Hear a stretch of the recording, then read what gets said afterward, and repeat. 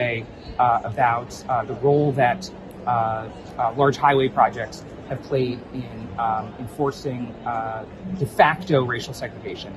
And some conservatives, including Senator Ted Cruz, mocked that statement, I guess because they were completely unaware that the thing you were referring to regarding Robert Moses and the parkways on Long Island is in fact true, that they were built too low for buses to go under, to keep low-income people from the inner city from going out to the beaches on Long Island.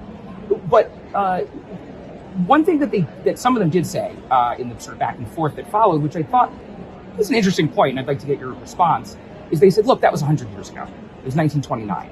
You have to go that far back to come up with these examples of systemic racism that you claim are widespread in our transportation infrastructure, today. And so I was wondering how you would respond to that, to the, and argue to them that it's something that still goes on. Well, first of all, there are many well-documented examples of this happening in the 20s, 30s, 40s, 50s, 60s, 70s. And sometimes we have to be on the lookout for issues that are happening in our time.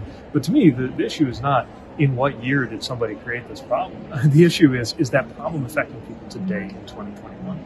If it is, if people in 2021 are suffering from a discriminatory policy funded by the federal government, then we have a responsibility as a federal government to fix it. And I remain kind of surprised that this is controversial. I don't know who it hurts to acknowledge that harm was done and to propose that we do something to fix it.